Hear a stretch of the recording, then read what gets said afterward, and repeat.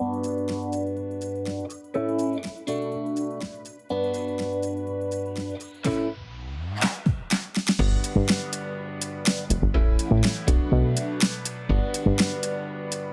and welcome to the Marathon Medic podcast. My name's Amy and I'm a doctor and running coach with an interest in sports and exercise medicine. On this episode of the podcast, I'm joined by Professor Robert Thomas, a consultant oncologist and visiting professor of biological and exercise science at Coventry University.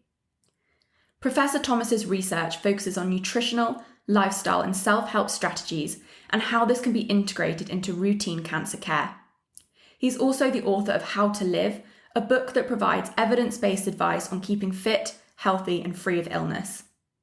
Today, we're discussing the role that exercise plays in cancer prevention, the relationship between exercise and oxidative stress, and the importance of building up exercise gradually. And we're also touching on some of the nutritional considerations for active individuals. Hello, thank you so much for joining me today on the podcast. Oh, you're very welcome. Looking forward to it. So I discovered you this summer when I was reading your book and learning lots about the research and the work that you've been doing.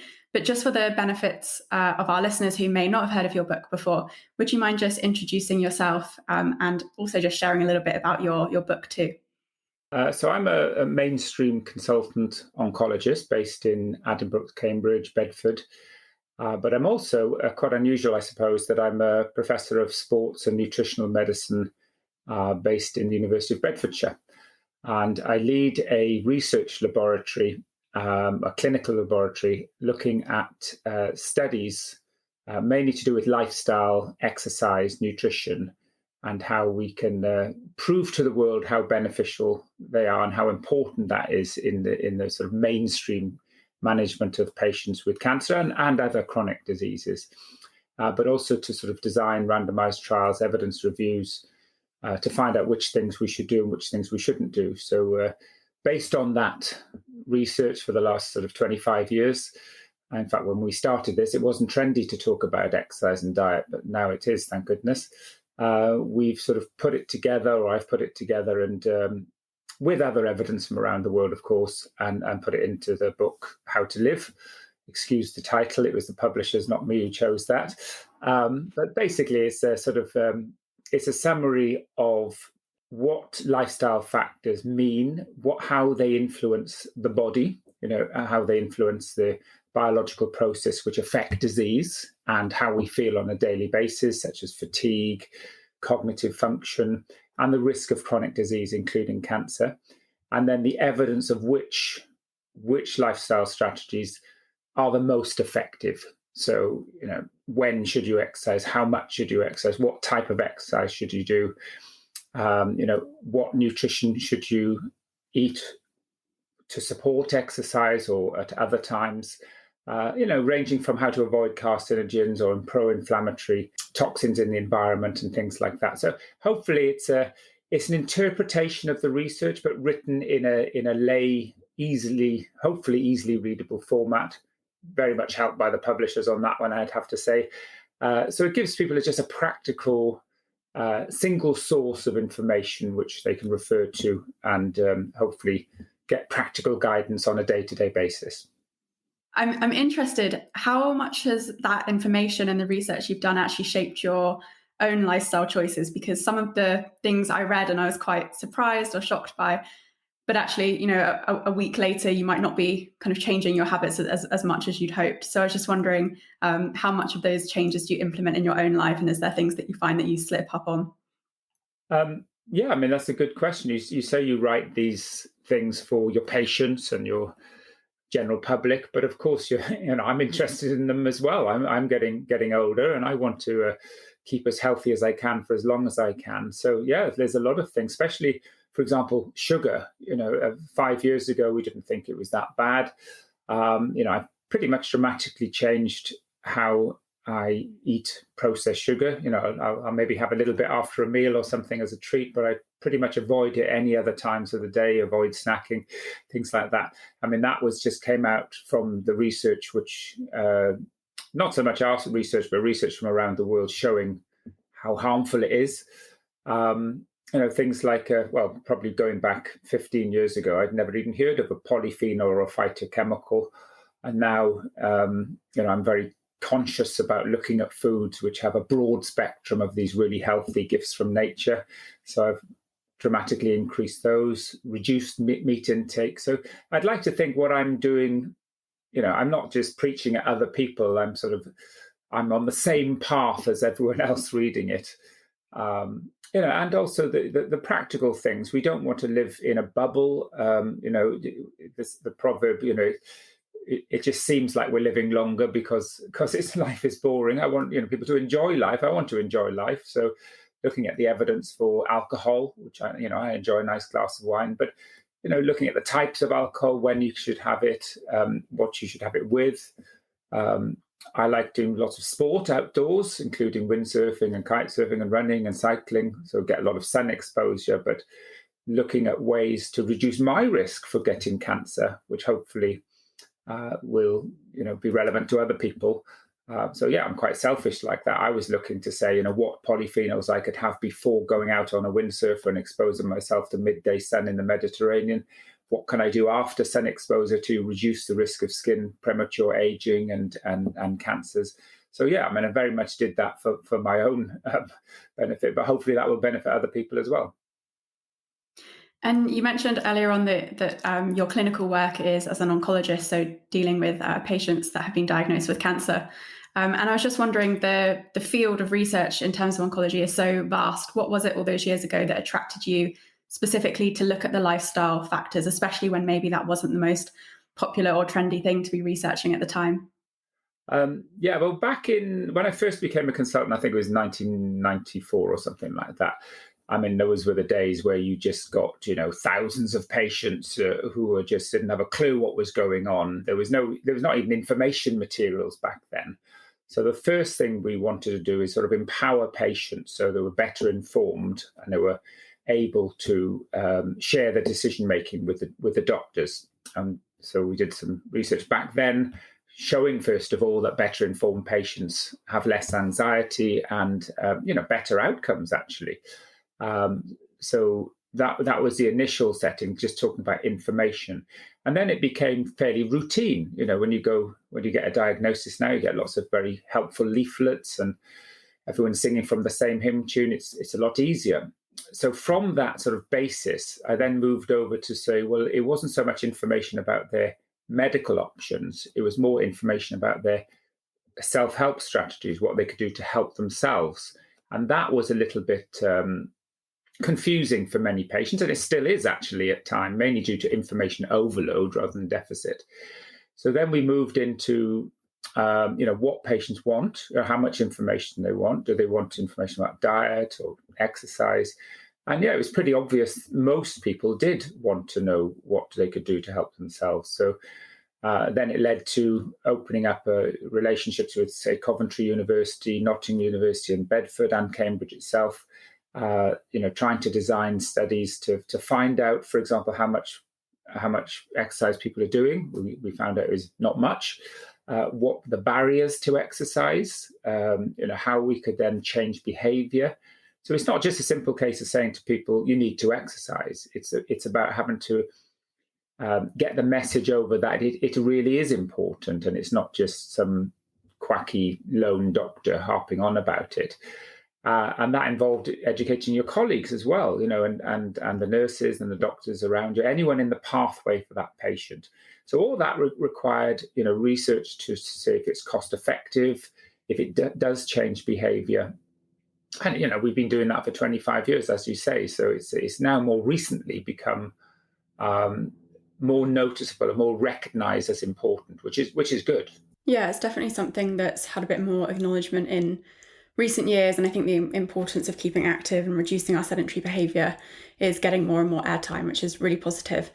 But even myself, with a kind of interest in this area, I was quite surprised at some of the things that I read in your book and some of the statistics. So, for example, 40% of bowel cancers could be prevented with physical activity, for example. Obviously, that's an estimation, but it's a huge number, and just shows the significance that physical activity can play in terms of cancer prevention. So would you be able to explain how exercise acts to reduce cancer risk? And I guess it would also be helpful to know how much do we actually know about this area, and is there still lots of research that we need to be doing? We know a lot of them. I'm sure there's lots we don't know as well. Yeah, I mean, those are estimates based on, CRUK issue figures now and again, saying probably about 50% of cancers could be preventable. I would say a bit more because they only look at the big things. It's also important to get over at this stage. We're not blaming someone for getting cancer. You can live the life of an angel and you could still get it. So, it's just about lowering the odds, and that's all we can do. We can lower our risks. So in terms of the biological pathways which happen after exercise, we've written 4 evidence reviews. The latest one with Stacey Kenfield from California, who's head of the health professional follow-up study, which is the largest study in America looking at exercise. And it was written also with Rob Newman from Perth in Australia, who's supposedly the guru of exercise in Australia. So together we identified about 180 biochemical changes which happen after a good exercise session. Most of them are beneficial. So if you want the full remit of that, you need to read the paper. The latest one is in the British Medical Bulletin. I can send you the links to any of your viewers if you want. But in a nutshell, I suppose, you have to go through, there's the direct benefits and the sort of non-direct benefits. So the non-direct benefits would be, it helps you lose weight, you go out in the sun, you improve your vitamin D levels. If you're exercising in the morning, it improves circadian rhythm. It also increases endorphin, reduces serotonin, so improves your mood. And we know that mood actually independently low mood can increase the risk of cancer and relapse. And then we have the direct biochemical pathways, as it's actually an antioxidant. It increases your antioxidant enzymes. It improves oxidative efficiency. It reduces inflammation slightly. I mean, it increases it while you're doing the exercise, but in the long term, it reduces inflammation. It improves gut health. We know that it increases the profile of healthy to unhealthy bacteria. There's another thing called epigenetics. Now, that means the genes we're born with, some people are worse than others. But it's not always true that if you have a bad gene, you can't alter the expression of that gene and how it influences the pathways which cause cancer. And so we know that exercise has an epigenetic effect on the bad genes we've been born with. So it improves the expression of the genes we're born with. And there's some, direct anti-proliferative properties as well. But those are the ones in a nutshell. And I suppose that focuses on the prevention of cancer and many other health conditions. But for patients that either already have a health condition, whether that's cancer or something else, what are the benefits of starting or continuing exercise through that diagnosis and through their treatment? Absolutely. I mean, fortunately, pretty much the same lifestyle mechanisms which help prevent cancer are the same as the ones which will help cancer relapse. So after cancer, you've got to split up exercise benefits into 2 categories. One would be to improve well-being and reduce side effects. So, the obvious thing is it reduces the risk of thromboembolism and surgical complications. So that's why there's a big drive for prehabilitation now. If you're due for your operation, try to exercise beforehand. And then if you're having chemotherapy, for example, it's well known that pretty intense exercise, if you can manage it, will reduce the risk of neutropenic sepsis, peripheral neuropathy. Your hemoglobin, for example, doesn't drop as much. Fatigue is better. So, and the same applies to radiotherapy. It reduces the risk of long-term radiotherapy changes. More and more, we're treating patients with hormones and biological treatments. And these biological treatments recruit the immune system to recognize a cancer as foreign and attack it. So one thing exercise does, as I've just said, through inflammation and oxidative stress, they improve the function of those categories. So they help these biological treatments actually work. So a lot of these have got lots of toxicities as well, particularly lung toxicity, so it helps lung capacity. So, there's numerous trials to say if you exercise after cancer, you have less fatigue, you have less joint pains, you've got better mood, you don't gain as much weight, you have less surgical chemotherapy and radiotherapy complications. So it's pretty much a no-brainer that we should be integrating exercise into mainstream management. It shouldn't be just an add-on or an afterthought. I mean, there is one hospital called Genesis, which is a private hospital where there's 13 units throughout the whole of UK. They've actually built a gym and have exercise professionals in the oncology unit. So if you go for your radiotherapy, you actually go to the gym for 20 minutes first, and the same applies to chemotherapy. And that's brilliant. That should be the model for the NHS. But of course, there are funding issues, but I think it'd be cost effective, but that needs to be proven. With your experience in the NHS, how do you use the short time that you have with patients to encourage physical activity? Because these patients are going through a very difficult time, and that might understandably be the last thing on their mind. So if you picked up anything over your time in clinical practice that you found particularly motivating or particularly helpful for patients? Most people, want to do things which will help themselves. So if you're complaining of nausea or peripheral neuropathy during chemotherapy, I mean, pretty much apart from the medication, which we can adjust, and that's a sort of a given. So that's quite simple. You say to the patient, "You've got nausea. I'm going to change your medication, try and improve it. In the meantime, other things which can improve it is, exercising first thing in the morning, etc." Same with peripheral neuropathy. In fact, peripheral neuropathy, for example, there isn't any medical treatments for it. The only two things which have been shown to help is acupuncture and exercise. So I think it's perfectly justified to spend 5 minutes talking about those things. If they don't want to then do it, that's more difficult. But most people would try to do some. And I do a lot of active surveillance for prostate cancer.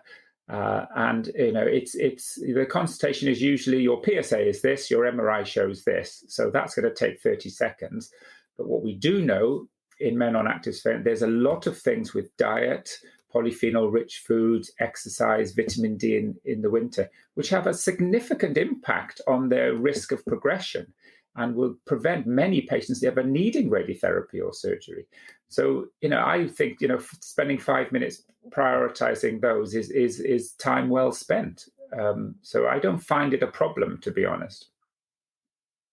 That's really good to hear, and hopefully something that many other doctors up and down the country are doing so that we can all provide a consistent message. I was just wondering if you ever use or advocate for the use of exercise prescriptions, or for maybe certain patient groups having supervised exercise programs. No, that's a very good question. Back in probably 15 years ago, there was no level 4 qualification in cancer rehab, for example. So we actually developed a program at Bedford and Cambridge, and actually designed the level 4 exercise qualification, and then put that through Skills Active. It was an enormous process. It took 3 years. The first exercise qualification, level 4 cancer qualification, was done in Bedford Hospital, and we trained 10 exercise professionals, and now there are 3 companies doing it. It's all over Britain, and I would recommend, if possible, not necessarily, but if possible, if you have cancer and you do get a personal trainer, would be to use a personal trainer who has got a level 4 qualification, because they do have a bit more insight in what you've been through, etc. But it's not a foregone, it's not an absolute. It's just a requirement. So, we always say you have to look at the targets for exercise. If you want to lose weight, you have to do more cardiovascular stuff. If you want to improve bone density, it has to be weight bearing, etc. And a good exercise professional will recognize what your goals and targets are and individualize a regime for you. So that is important. But if you don't have access to one, any exercise is better than no exercise, or group classes. But ideally, that's what I would strongly recommend. Perfect, thank you. And now I just wanted to ask you a few questions that we kind of touched on earlier in terms of the antioxidant effect of exercise. So I was just wondering if you could explain what the relationship is between exercise and oxidative stress and how this changes depending on how much you're exerting yourself or how familiar you are with that exercise. I mean, this is something when I wrote the book, I spent a long time, probably a couple of months, getting my head around and speaking to various experts. And it can be quite confusing, and the press always get it wrong. You know, they always, the headlines are always misleading. So basically, as you remember from your Krebs cycle, your energy producing biochemical pathways in our body, we take sugar, ketones, and proteins and things. We break those down into energy forming units. Now, as a side effect of that, or maybe it's not a side effect, but as a consequence of that, we produce free radicals. So the more exercise or more energy we use, so that could include, being overweight, for example, we produce more free radicals. Now, these free radicals, very highly energized units, which spin around the cell and cause damage to tissues, including our DNA. And if a free radical cleaves that DNA, most of the time the repair mechanisms heal it again. That's why you need a good DNA repair mechanism. But if it doesn't, and it could then go on to either kill the cell, which isn't so bad, but more worryingly, the cell could then start dividing with those genetic mutations, those cleaves in the DNA, and that a rearrangement of DNA could put cancer suppressor genes next to cancer promoter genes, and that's when cancer starts. So, anything which cleaves DNA, which could be direct radiation, it could be sunlight, it could be direct pollution, or free radicals, are harmful.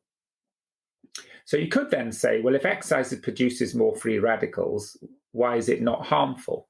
Well, of course, exercise does, 180 other good things, which you have to balance aside.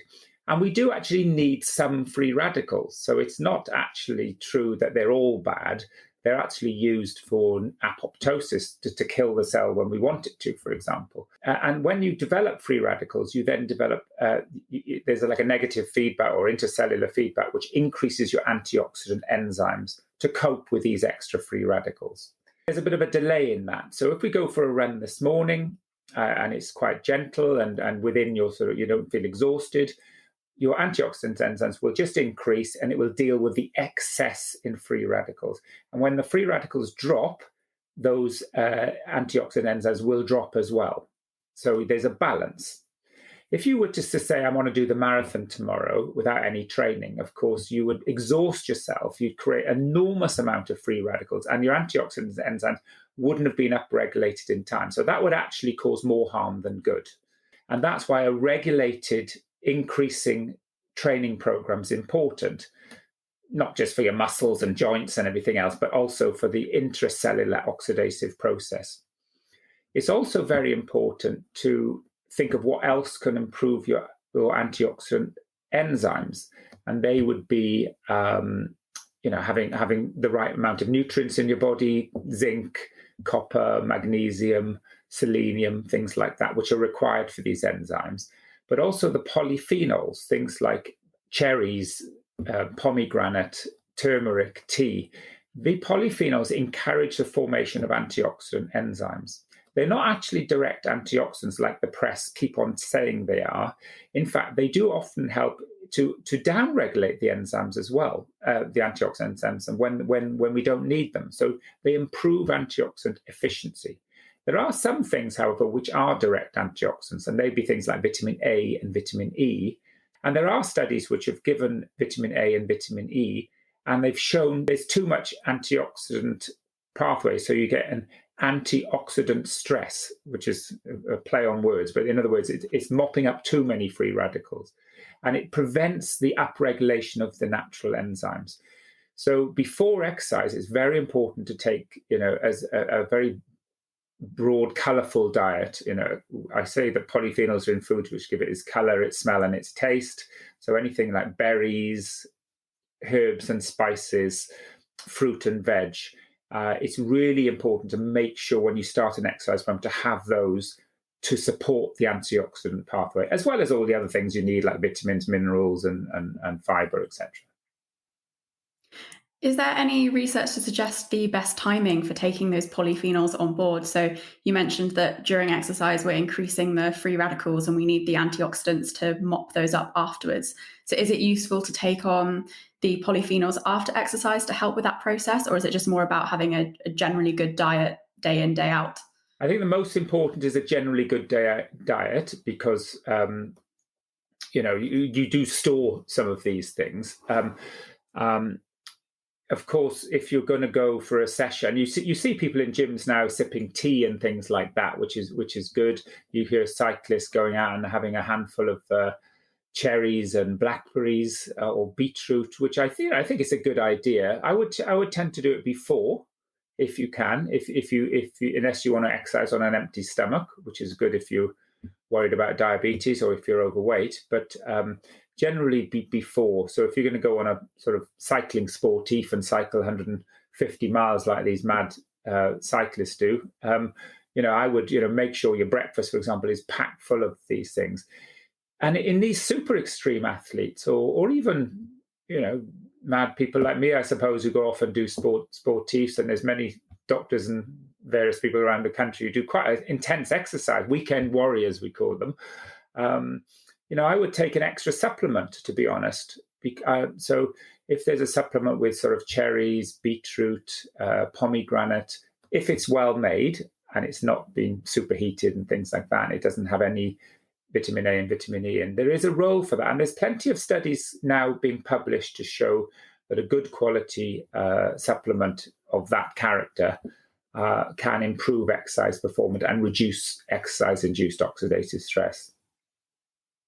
Okay, that's really interesting to know. So I guess in summary of those key points would be to make sure your exercise is graduated, so you're doing exercise that your body's accustomed to, so that your body is prepared for the free radicals that are produced. And in those people doing lots of exercise, and for general health as well, just try to increase polyphenols. And if you're doing particularly high amounts of exercise, a well-made supplement might be beneficial too. Yeah, I think that's fantastic. So, for example, I exercise 2 or 3 times a week, but if I was going to do a sportif, or if one of my patients can do this, I would say, look, in the 5 days before you do that, really increase your intake, and as you say, a supplement in that setting. But just on one point I forgot to mention is the importance of gut health as well. Mm-hmm. We talked about polyphenols, but there is actually emerging evidence now that making sure you have a diet which improves your gut health with lots of sort of bacterial-rich foods like kefir and kimchi. I would also suggest perhaps a probiotic, something like Your Gut Plus, which is just a lactobacillus one, before an exercise session, because having a poor gut health can increase inflammation and oxidative stress. So that's another thing we should pay some attention to. Excellent, thank you. And just one final question, and you touched on it when we were speaking just then about the timing of exercise and food, and how exercising before a meal is more beneficial than exercising after a meal. So I was just wondering if you could just expand on that. It depends. If you're sort of normal build or you're worried about weight loss, and obviously you've got to just eat as much as you can, and you've got to preload your carbs before an exercise session. But if you're overweight or got borderline diabetes and things, there's quite a bit of evidence now that exercising on an empty stomach, either first thing in the morning, which many people find difficult, or say before your lunch, would be a good one. That actually does improve insulin sensitivity, because you start using up the calories in your liver initially, and then in your fat stores, and it's been shown to reduce fatty liver. It's been shown to reduce the risk of diabetes and insulin insensitivity. So, but it's hard work. I mean, many people find that a bit alien, thinking you've got to exercise on empty stomach, but your body can cope with that. I mean, when we were a caveman, of course, we went running after an antelope. We probably had an empty stomach, didn't we? Because that's why we were running after him. So we are able to cope with our fat stores. That's what it's there for. Excellent. Thank you so much. That's been really, really interesting. Are there any final comments that you wanted to make or wanted to share? No, I think just try to do as much as you can, but don't beat yourself up if you can't. I mean, it's just reducing your odds. Perfect. Thank you so much. Thanks for listening. Many thanks to Professor Robert Thomas for joining me on this episode. If you want to learn more about the topic, then there's a chapter dedicated to exercise in his book, How to Live, and lots of the topics we've discussed today are also covered in more detail at cancernet.co.uk. For more podcast episodes, you can head to marathonmedic.com, and I'll be back in the next few weeks with a new episode discussing more about physical activity and health with Dr. John Sykes. Thank you so much for listening.